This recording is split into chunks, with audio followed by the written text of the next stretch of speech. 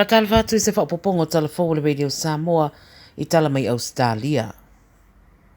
E leo iei se whaititinga I leo whai o tangata a whia le coronavirus I tono New South Wales I Ausetalia. O le so wha maunia mai le soifua maloloina le oso mawalungo fo I le numera o tangata a whia le stete le wo atu nei le tolu sfulu li maafe ma le 5 sefulu wha I te tono le 2 sefulu wha I tū la taluai. O le au whai o tangata o whata o toria I whale mai o no le COVID wo o atu I le afe whasa lau iwa se furutasi mai le afe tolu se lau whasa furufana iei le asona nafi. Mai le au whai o lo I whale mai o whai lo mai o lo wha popo pele numero I vaenga tinga ina. E se lau ma le valu afe siaki na whaia o le COVID le wha maonia mai ai le tolu sfururi ma afe peo na tā ua mua. E tō walu isi tangata wa mau so I fuona o le wha mai le teminei I New South Wales na o tangata o lo wha alongo ina aunga o le wha mai tangata ua tā ua o close contacts o e wa afia ato ai ma tangata ua wha tonuina le soifua maraloina e whaia ni siaki pa uia o I lato o lo whautua ina e anga I e whai le PCR test o na ua matua I wha atumuria so o se no fuanga e whaia I siaki le stete. Wa mai seisi whamtaranga toi titi tawa, tasi vai tolu o siaki na whaia I le astronafi e wha maonia e a fia uma le COVID-19 spuruiva.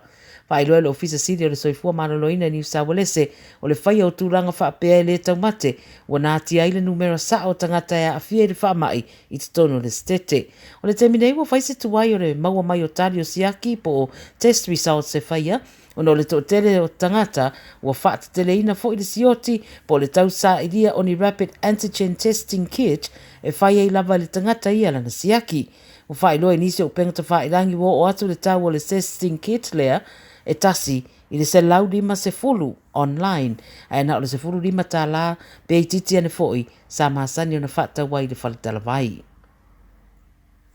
Mai Victoria wa whailo mai se au whainga tele foi e se fulfitu afe ono se lau tolu sfulu ono o tangata ua afia I te tono le 2 sfulu whai tū la taluai ma tangata e to se fulu tasi ua maririu. Siria ma le whase fulu no fuanga I whaia isiaki I le stete o Victoria na matua I whaatu muria uma le tai au po ana leila o na ole to tele o tangata ua ngai mo le whaia o siaki pe wha maonia ua afia.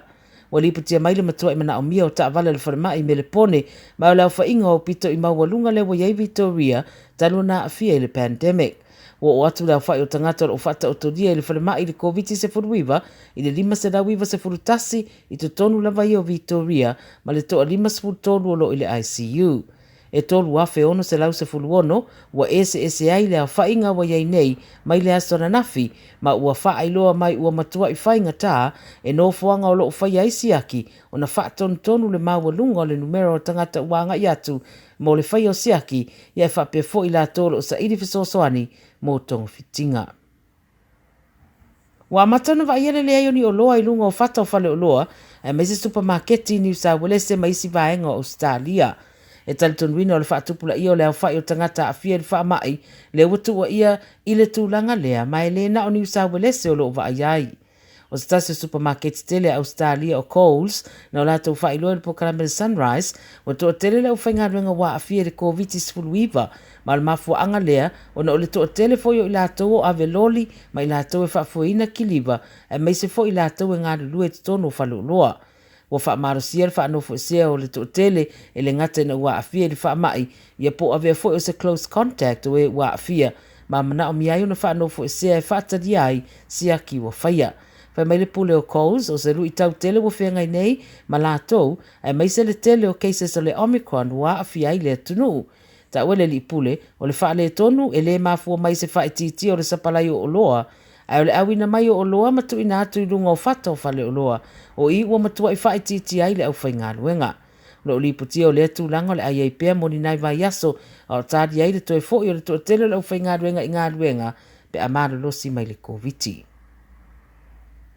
Wha leo le fia o nisi o tangata Ausetalia le whai unga ua whaia o mawhaia I o na whaatanga le li ilonga le tenisi o Novak Djokovic e awai le tamisanga e whaia I Ausetalia se tamisanga o le ufa marusi ai le tūlanga le whaia o tui pui pui. ua maua le medical exemption na Djokovic e awa iai matausinio i le Australian Open. Fesiringia le toʻatele le mafuaaga walaio na mafai ona tuuina le exemption ia Djokovic a loo taʻua e lua totino tutoʻatasi tau le soifua maloloina sa iloiloina mafai le faaiʻuga i le mataupu. E manatu le toʻatele i Ausetalia te tau na faamalamalama atili le tulaga lea i le atunuu aua e faitau se lau tagata ua leva ona feagai ma mafatiaga ona o le koviti ma ona vavao o nisi e leʻi mafai ona vaai i aiga sa gasegase tigaina ma maririu a o lea o loo faataga lava le alii taalo ona malaga mai i le atunuu ma tausinio ai. O le faamatalaga le alii taalo na faia le au faasalalau na ia taʻua ai talosia ia maua foʻi ni exemptions mo na isi tagata taalo o loo i le tulaga foʻi e pei ona iai ia. Ma le tala mulimuli o nisi longa i le taaloga le NRL o latou fesiligia i tuaiga aiaiga o loo faatulaga nei kalapu o loo aafia o latou sui le COVID-19 a o lumana iai le toe foʻi i toleniga po le pre-season training. O le kalapu le Brisbane Broncos faamaonia ua toʻafā latou tamataalo ua aafia le COVID a o Canterbury o loo iai foʻi a latou cases. Taʻua le APC o se taumawhaiga na ia whaititia le pepese le whaamai tamataalo le lakapiliki le ufa ia ia latou siaki i aso taetasi whaasa ma manofuanga i tonu po indoors e pei o papu, makalapu, ma whale tifanga ma lo iai fo ia inga o lo whaatulanga mo whaatasinga i whale. O nisi lau i latou ilonga i le taalonga e pe o la Charles Mitchell, Josh Adokar, Jack Whiten, ma Jerome Luai, o lo whaeloa umalo latou le fia ilunga o le Instagram o na o neia ia inga. I Amerika i le vasa nei wa whaeloa mai e luto o tele o kalapu i le NBA wa to o tele tamata alo o le avanoa o na wa fianga tau soifua maloloina ma wa wha malo si ai le toi tolo po le sidia ma le se fulu o taalonga i masina o tuanai. Tala na le video Samoa mai Australia mo le neia wa uli.